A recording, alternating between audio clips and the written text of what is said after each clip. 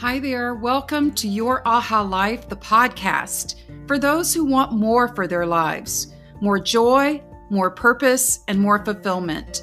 I'm your host, Tonya Harris Cornelius. In each episode, I will bring you stories of insight and inspiration to help you craft the life you dream of living, your aha life.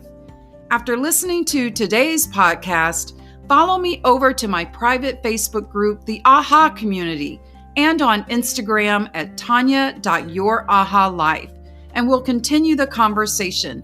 Now let's get started.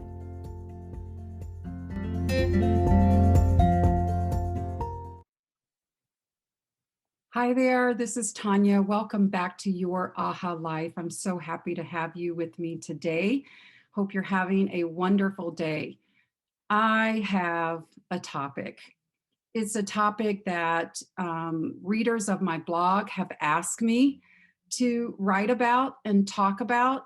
And so far, up to this point, I've only touched on this topic. I haven't gone straight on with this topic. And I'll tell you why. It's huge. It's big. It's something that we all deal with. And I wasn't sure if I knew enough to even share and if I could be helpful in that way. But yes, I'm jumping in, and I will not approach this topic as though I know a lot or that I am some kind of sage or expert on the topic. I want to come to this topic today and as an explorer, just like you, wondering. So what is the topic? Okay. The topic is comparing ourselves to others. Yeah, that's a big one. I tell you, people that friends I have, colleagues I have, even coaching clients, this comes up. And as I said, readers of my blog, this comes up so often about comparing ourselves to others. And so here's what I wanted to share, because I'm just approaching this from a point of curiosity, just like you. So the questions that I had about it were, okay, so why do we compare ourselves to others? Why do we do it? And the other thing is there any good that comes from comparing ourselves to others? Is there anything to be gained from comparing ourselves to others? And for all the negative emotions that can crop up when we compare ourselves to others, how do we stop that? So that's what I'm talking about today. I hope this topic interests you. I'm so interested in it. And as I say, I'm approaching it as a seeker, as an explorer. And I want you to come along with me and learn more about it. I have my notes here, so I'm going to be checking those often just to share with you. And I won't bury the lead. So the lead is, it's about our self-worth. It's about our own sense of who we are and our intrinsic worth. That is the thing that we have to remember when we are comparing ourselves to others. For one thing, so that we can compare ourselves in a reasonable way, even if we can't fully stop that comparing ourselves to others. So that's what I'm talking about. And I want to start with a story. So it goes all the way back to second grade. Yeah, some things never leave us, right? So this story it's just been with me, since second grade. So I'm going to share it really briefly. My mother taught me in second grade. That was a treat. So on this particular day, we were going to lunch in the cafeteria, and we sat at the big cafeteria table. My mother sat at the head of the table, and we all sat around, and we were all eating our lunch. And I remember being so excited about today, or about that day, because we had chocolate cake for dessert. Chocolate cake was on the menu, and I loved chocolate cake. So as we're eating our lunch and we're going about, kind of just the chat with our friends at the table. Then it came dessert time, and I was so excited to jump into to dig into my chocolate cake. And as I was about to take my first bite, a friend of mine, get you, a friend of mine, her name is Deborah, said, "If you give me your chocolate cake, I'll be your friend." And I was thinking to myself, oh, no, she didn't. No, she didn't ask me for my chocolate cake. But you know what? As disappointed as I was, I started pushing my chocolate cake across the table to her, willing to give up the thing that I loved for her promise of friendship. Mind you, we were already friends, so I don't even know. Our mothers were best friends. We grew up together. We crawled together. But she said, "If you give me your chocolate cake, I'll be your friend." And so as I'm pushing this cake across the table, because she sat across from me, I heard the voice at the head of the table said, "Eat your cake."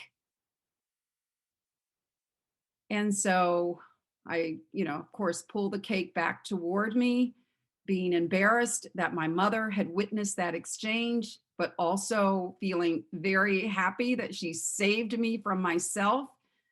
And I was able to eat my cake that day. There's so many ahas, so many lessons that come from that story. But as it pertains to self-worth, as it pertains to why we compare ourselves to others and the very act of comparing ourselves to others, I thought about that story and I said, what did I not value about myself? Or better still, what did I value in Deborah that I did not, see in myself? What was it about her that I wanted more?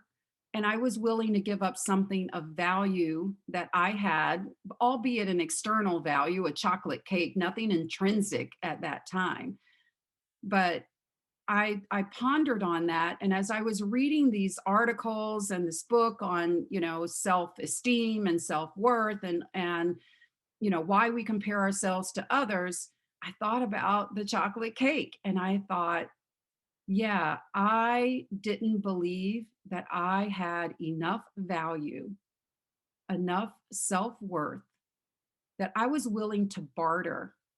I was willing to barter the chocolate cake in order to receive a bit of what I perceived Deborah, who was extremely popular, who was outgoing, who was definitely very confident, all of these qualities that I, as an introvert and shy and a little insecure, maybe a lot insecure, I didn't have those things. And I saw it and I saw those things in her.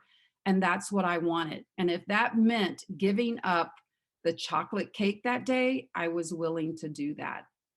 So that's the story. And that's what, there are other stories that I have. Maybe I'll tell them throughout this session today. But I really wanted to share that at the crux of why we compare ourselves to others is something to do with our own sense of worth, our own sense of self-worth. And so I want to dig in on this topic. So come along with me. So one of the things that I learned as I was reading is we compare ourselves to others. We do it. It's a fact. It's natural for us. In fact, comparing ourselves to others is a human tendency. And you know why? Because we are social beings.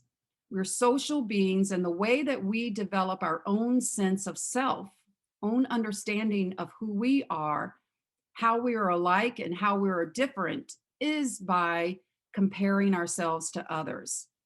So Jean Desity and Jessica A. Somerville wrote an article 17 years ago in 2003. Can't believe it's been that long. The article is entitled Shared Representations Between Self and Other, A social cognitive neuroscience view. I know that's a long title. I'm not going to get all sciencey on you and all of that, but they have a quote in there that really resonated with me when I was reading it. So much about the article actually resonated with me. So if you can find it on Google Scholar or whatever, it's Jean Desity and Jessica A. Somerville, Shared Representations Between Self and Other. The quote is, "The self cannot be grasped and conceptualized independently of a conceptualization of others."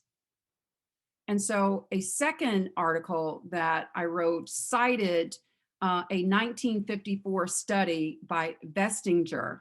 So I specifically say 1954 because what's interesting is we've been studying this comparing ourselves to others and making sense of ourselves in relationship to others for such a long time, and it's still such a prevalent topic or a request for topic. And so anyway, in 1954, Bestinger found that people seek an accurate knowledge of themselves. So we want to know ourselves and we want an accurate understanding of who we are. And so they compare themselves to others that they perceive to be similar to them as a way of knowing themselves. I thought both of those quotes were so interesting. And what they taught me is we cannot even come to know ourselves and understand ourselves apart from knowing and understanding others. So, comparing ourselves to others is a human tendency. We are social beings. It is natural for us to compare ourselves to others. We do it almost innately. And there is some good that comes from it. I wanted to know, like, what good comes from comparing ourselves to others. It seems to be somewhat of a downward spiral when we do that, but there's some good that comes from comparing ourselves to others. It's a way in which we can relate to others. They relate to us, we relate to them, and we build relationship because we are able to know one another. We're able to see what we have in common with others, and we're able to also see our uniqueness, and that's incredibly useful to us. And in terms of skills that we can build, empathy is right at the top of that because we can identify with others and we, through comparison, through finding similarities and even differences, we can build empathy skills. We can put ourselves in another person's shoes because we have this skill or this innate act of comparing ourselves to others as a way to know ourselves and as a way to know them.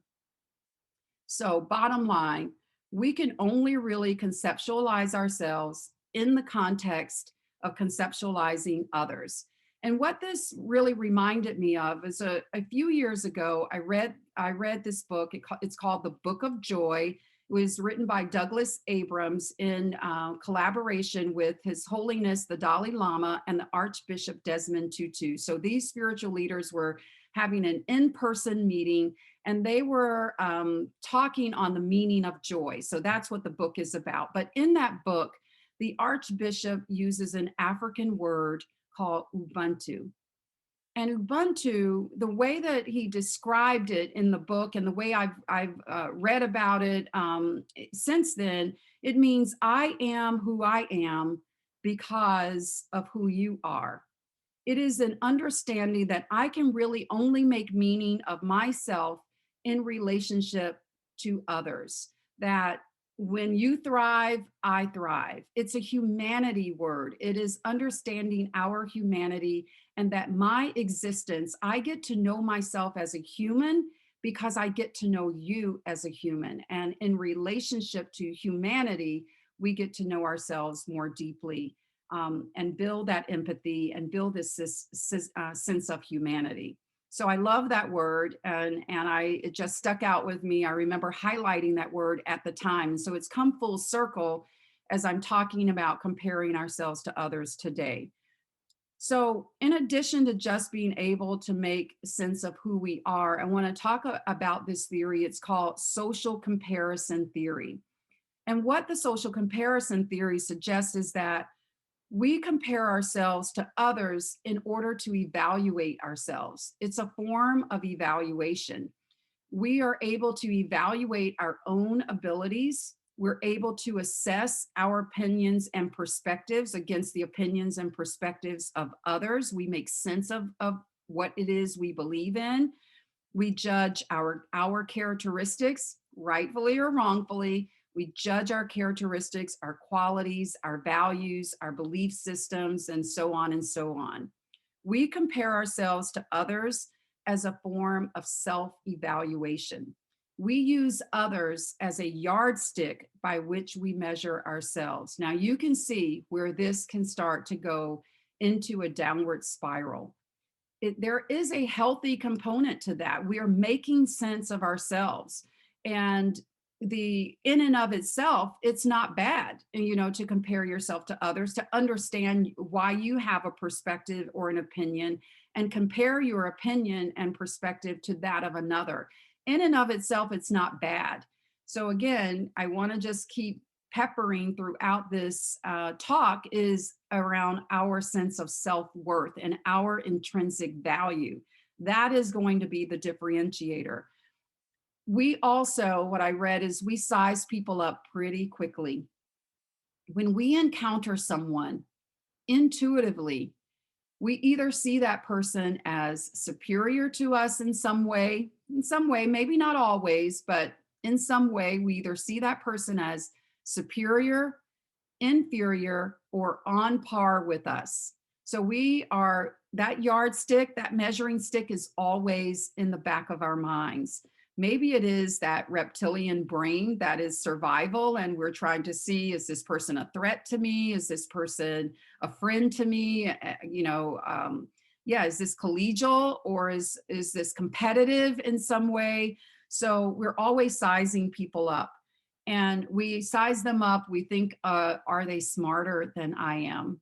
Are they more attractive than I am? Are they more successful than I am? What is their job versus my job? We do this intuitively, but I will tell you, by doing this, this is where you have to protect your self-esteem. First of all, you have to ensure that you have a healthy self-esteem, because if you don't, and you size someone up and you think that they are superior to you, your self-esteem can take a hit. And this is where this is what I hear from people, whether they are coaching clients of mine, whether they are just friends, or whether they are people who are reading my blog and ask me to write about this. They usually are not coming to me because comparing themselves to others has been a highlight for them. They're usually coming to me because comparing themselves to others has actually been something that has gotten in their way and actually has made them stuck. So while comparing yourself to another is not necessarily a bad thing, if you overindulge in it, if it gets the better of you, comparing yourself to the extent that you lose the appreciation for your own strengths and weaknesses, your own uniqueness, it will impact your self-esteem, and that is definitely harmful. So the key to healthy comparison is self-awareness, and that's what I want to spend time on today. The more that we know ourselves, this is why in every coaching relationship engagement that I have, I always start with, how well do you know yourself? Let's get to know who you are a little better. I just thoroughly believe that when we know ourselves, we can be grounded in who we are and not swayed back and forth by who someone else is or what someone else is doing, and really focus in on ourselves. And when we put the focus on ourselves, we take the focus off of others, and that's a good thing. So the more we know and understand our own desires, our own wishes, our own dreams, our own intentions, our belief system, our values, our strengths, weaknesses, etc., we are able to make more reasonable comparisons, because sometimes we're comparing ourselves to another and it's like comparing apples to oranges. First of all, no one has our life. We are unique. Out of 7+ billion people in the world, there is not another you on this planet, on this planet, planted too, but there's not another you. There's not another me. We are one. And so we're just trying to understand ourselves and get to know ourselves as a part of the whole without losing ourselves in that comparison. So, as I said, for the next few minutes, what I want to focus in on is the importance of self awareness. And particularly, I want to focus in on self esteem. I want to focus on self esteem, as I said at the very beginning, so you don't go down this dark path when you are comparing yourself to another. There's this book that I came across as I was preparing for this talk, this session, and it's by Glenn R. Schiraldi. Glenn R. Schiraldi. I'll put it in the show notes so that you have it. It's also an older book. It was written in 2007 or published in 2007. The book is entitled 10 Simple Solutions for Building Self-Esteem: How to End Self-Doubt, Gain Confidence, and Create a Positive Self-Image. I mean, whether I'm talking about comparing yourself to others or anything else, that book, just the title of it alone drew me in, because so much of what we are trying to overcome or trying to master, if you will, is bound up in our own sense of self-esteem, our own self-image, getting rid of self-doubt, gaining more self-confidence, whether it's about, trying to accomplish a goal, whether it is comparing ourselves to others, or just being our best self and living our best lives. I think that this book might be truly helpful. I was not able to read all of it, but even the parts that I did read, I think are hugely useful for today's talk. And I definitely want to go back and finish that book. So I am preliminarily recommending that book by Glenn R. Schiraldi, 10 Simple Solutions for Building Self-Esteem: How to End Self-Doubt, Gain Confidence, and Create a Positive Self-Image. So here we go. These are all the things that I believe can protect you, protect me, protect anyone from losing themselves when they are comparing themselves to others. So self-esteem is strongly related to our happiness and well-being. It is proven that those who have a positive self-esteem are actually more resilient and are more motivated to live productive and healthy lives. In his book, Schiraldi says, self-esteem this is how he defines it. He defines it as a realistic and appreciative opinion of oneself. I love that simple definition of self-esteem: a realistic and appreciative opinion of oneself. And the key words in there is realistic and appreciative. So by realistic, he said that when people are really building self-esteem, they are telling truth to themselves, that there's no masquerade with yourself. Like, let's get real with ourselves and deal in the truth. When we are accurately and honestly aware of what our strengths are, what our weaknesses are, and everything else in between, that is being realistic. It's when we want to hide the truth even from ourselves that we will have a difficult time really building our own sense of self-esteem, because self-esteem is grounded in honesty. The second word is appreciative. And this simply means that you have an overall good feeling about yourself. And I think of it as self-acceptance, right? So even with all of my strengths and all of my flaws, I appreciate myself and I accept myself for who I am. So this definition of self-esteem is a realistic and appreciative opinion of oneself.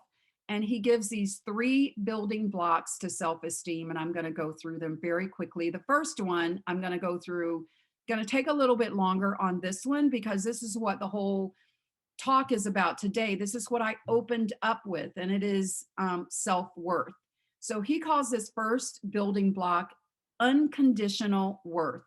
And I love what he says here. He says that all people, every last person, has equal, immeasurable, and unchanging intrinsic worth. Wow, I just want that to soak in for a minute. Equal, immeasurable, unchanging intrinsic worth simply because we exist. We are a person. So, my thinking that Deborah, who, by the way, we are lifelong friends. She's my friend today. I've loved her, loved her, loved her. Like I said, we crawl together. But so when she wanted my chocolate cake, for some whatever reason at that time, I thought she had more intrinsic worth than I did. But no, unconditional worth means that we all have an equal share of intrinsic worth. We all have worth. And our worth is not increased or decreased by anything external. So you can't get more self-worth, you can't get less self-worth. And here's what I mean by anything external cannot add to or subtract from your self-worth. Your job title does not add or subtract from your self-worth.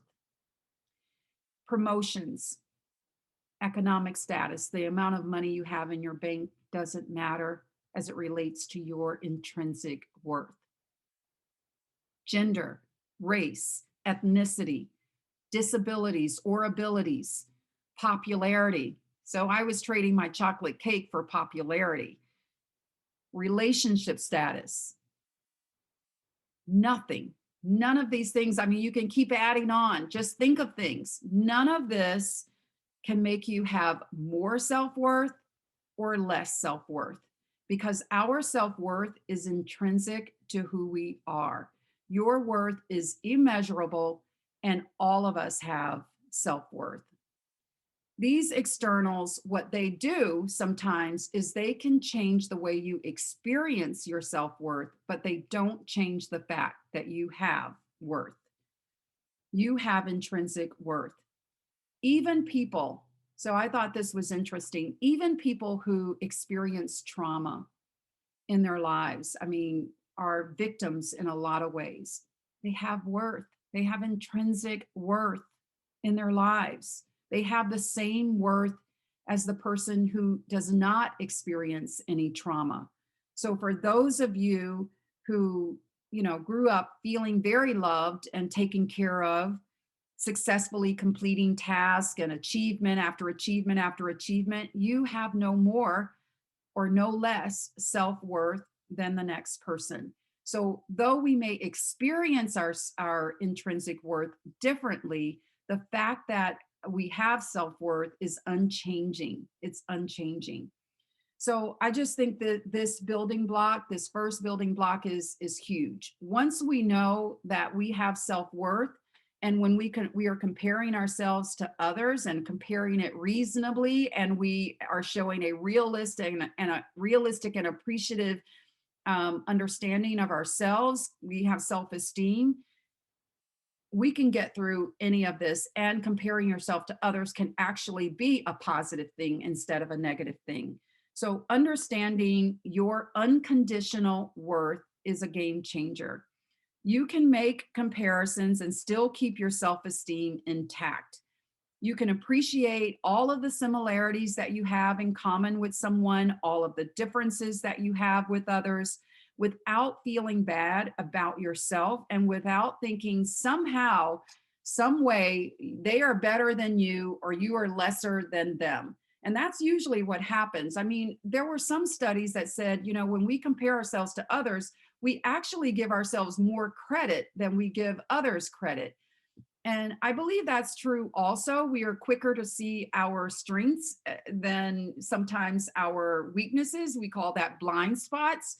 and we're quicker to see someone else's faults than we are sometimes to see their strengths.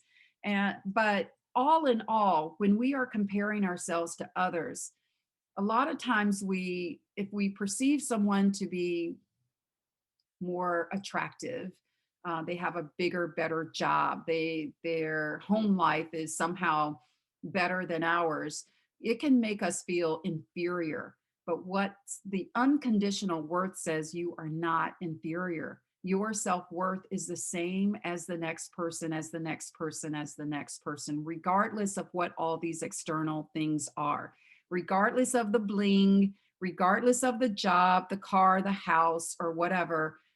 That person has no more value than the person who perhaps is homeless. And so I think that understanding that every person has intrinsic value is definitely a game changer. And so I wrote here, so when you associate your worth to external things, circumstances, or conditions, when you forget your intrinsic worth and you do start to focus in on those externals, that is when comparing yourself to another can take you on this roller coaster ride. You're up, you're down. Oh, I'm comparing myself to John. I'm better than he is, so I feel good. Oh no, but then I got, Joan over here and I'm like, oh no, she's got it all. She's got it all put together. I feel so inferior next to her. Then my self-esteem takes a hit. You want to stop all that roller coaster stuff, right? I want to stop all of that. We all want to be consistent and use comparing ourselves to others as a way to know ourselves, but not a way to judge ourselves poorly. So the core worth, just remembering that our core sense of worth is independent of any external factor. It's the core of who you are and it cannot be changed. It's a fact, so facts, they're real. They are not changing. The fact, just like gravity is a law, the fact that you have intrinsic worth is a law, is a fact. And so let's embrace our intrinsic worth. So the other thing, oh, yeah, I do want to cover this because this is something that also happened to me. I won't tell the long story of this, but when we are aware and we embrace our intrinsic worth, we have no need to compete with others. Competition with others can ruin relationships, can ruin working relationships. It happened to me that I was friends with a colleague at a former job. We were friends. Our work was definitely very integrated, so we had to partner a lot, and it was a healthy partnership until there was this advancement opportunity that had come up.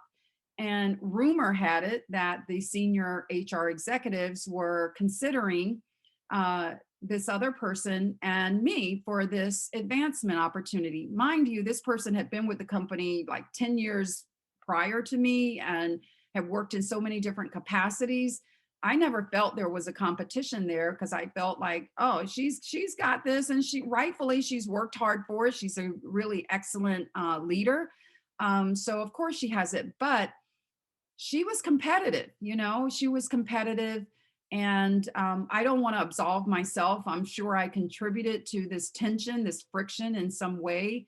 But it became very noticeable, not just between us, but among others. Other people were well aware of this friction between us, and it damaged our partnership. And I remember going to her office one day and said, like, we've got to solve this because this is not helping either one of our brand, right? So, what is going on here, and why do you feel a need to compete with me? We don't get to make the decision, so why do you feel a need to compete? Now, this is my perspective. I'm sure if we were to ask her, she'd have a different perspective, but here goes. I get to tell the story today. And so I remember her saying that she was fiercely competitive and she competes to win. And I said, whoa. And first of all, I thought we were friends, so I don't like to compete with friends. And secondly, I never perceived it as competition, and it really bothered me that she was willing to jeopardize our very strong partnership to compete for a job that neither one of us, it was not in either one of our control to make the decision on. Anyway, I say that to say that when you have an understanding of your intrinsic value, there is no need to compete with another person because you know that person has value, but you also know that you have intrinsic value. And let's not let it ruin relationships, whether at work or in your personal life. It's just not worth it. When we know who we are, we can be more secure in ourselves, in our own sense of worth. So I want to move on to building block number 2. Building block number 2 is unconditional love. Just like number 1 is unconditional self-worth, unconditional love. And so this is about receiving love, accepting it from others as well as yourself, and giving love to yourself and to others. Understanding and accepting your strengths, your weaknesses, all of that, and loving yourself, all of you, loving all of you and accepting all of you. That love is not conditioned on any of these external factors. Love does not create your worth. Remember this. Love does not create worth because worth is unchanging, immeasurable, and always exists. It's already there. Now, just like understanding your self-worth can and having a healthy self-esteem can help you experience that in a greater way, it's the same with unconditional love. Unconditional love allows us to experience our worth and more positively, and also to help support this process of continued growth and development. We can always choose to love ourselves, even if we've been hurt and unloved by others. This is something that is within our control to do. It's within your control to do, is to love yourself completely and wholly, unconditionally. Um, Building block number 3 is growth. So this ongoing growth, and yes, growth is not something that happens overnight. It's over time. So growth, Schiraldi says this: growth is the process of putting our love into action. Yeah, I'm still grasping that, but putting love into action, it stuck out with me enough for that I wanted to leave it with you. Growth is not a destination. It is ongoing, always. And growth also does not change your sense of self-worth. So you see that self-worth is like the cornerstone.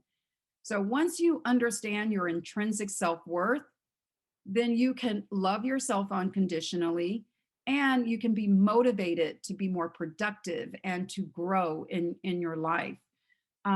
It helps us to experience our self-worth in a greater sense of satisfaction and fulfillment. Growth does. So as I wrapping this up, remember that it is normal for us to compare ourselves to others.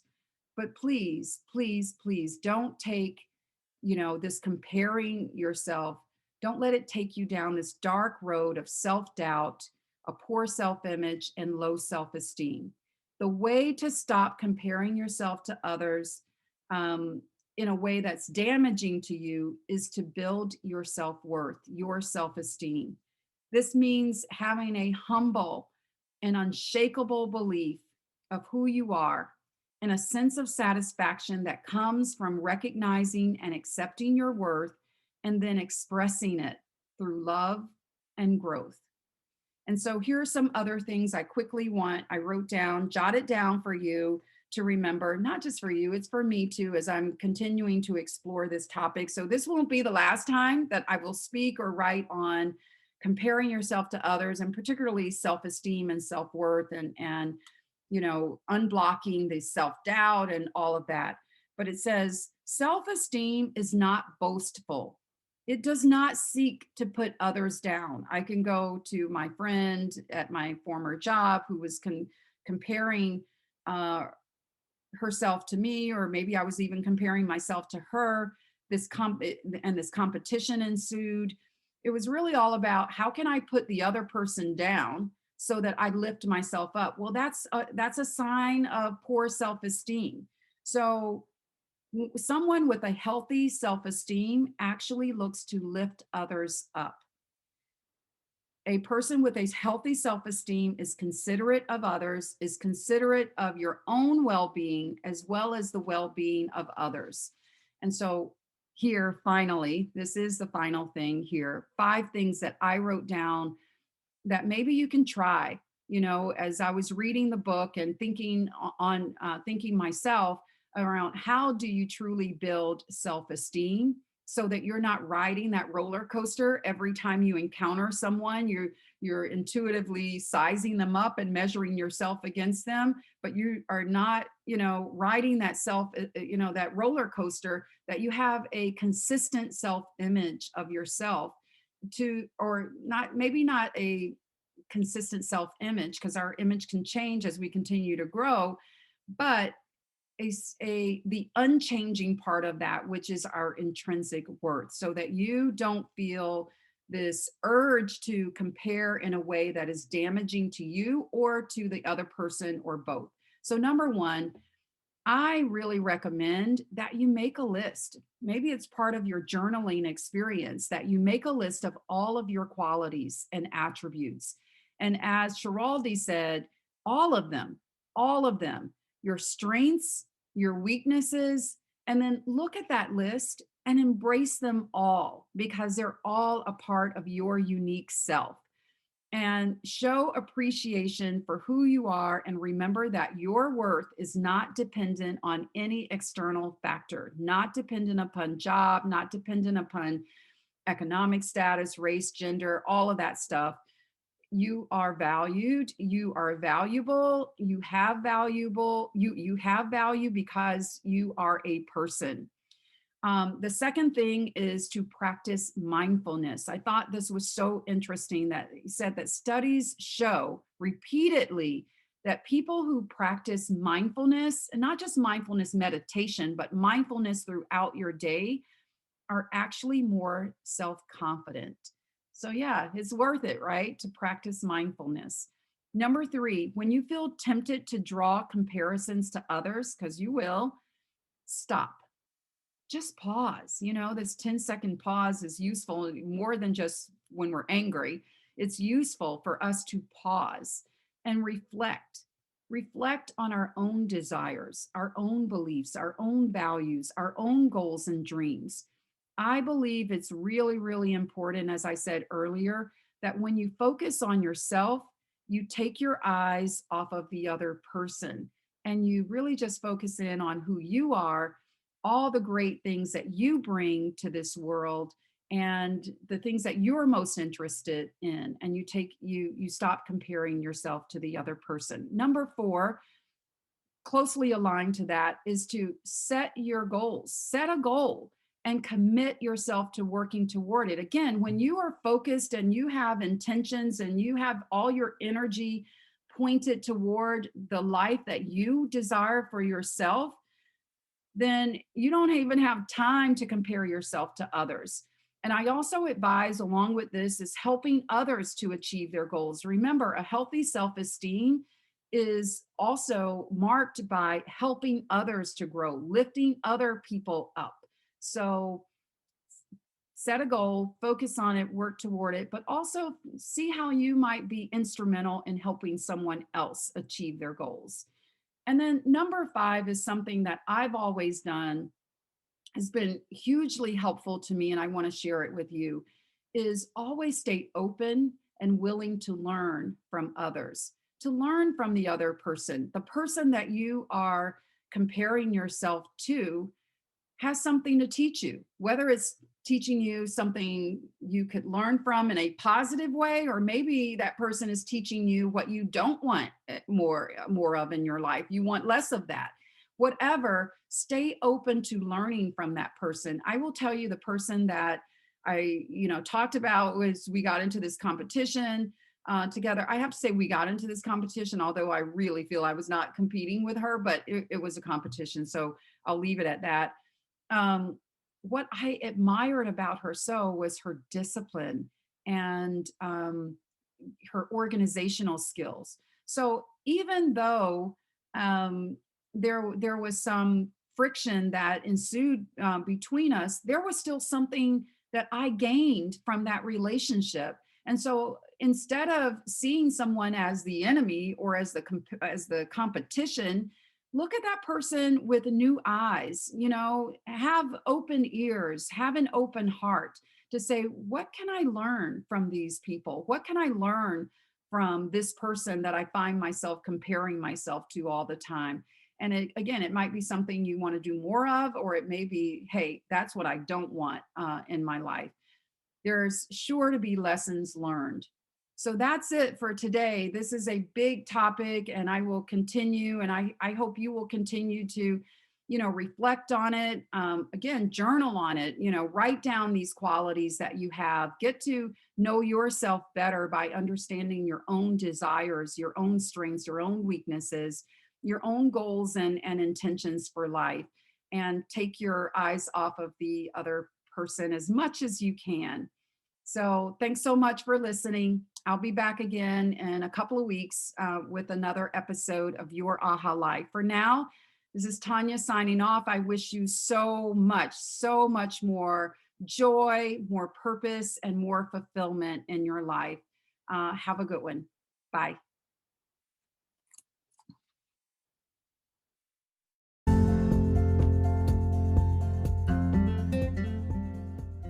Thank you for joining me. Come back again for another episode that will inspire you to live the life you dream about and the life that you're meant to live. Now head on over to my private Facebook group, the AHA Community, and to Instagram at tonya.yourahalife, and let's continue the conversation. I'm Tonya Harris Cornelius, and this is Your AHA Life.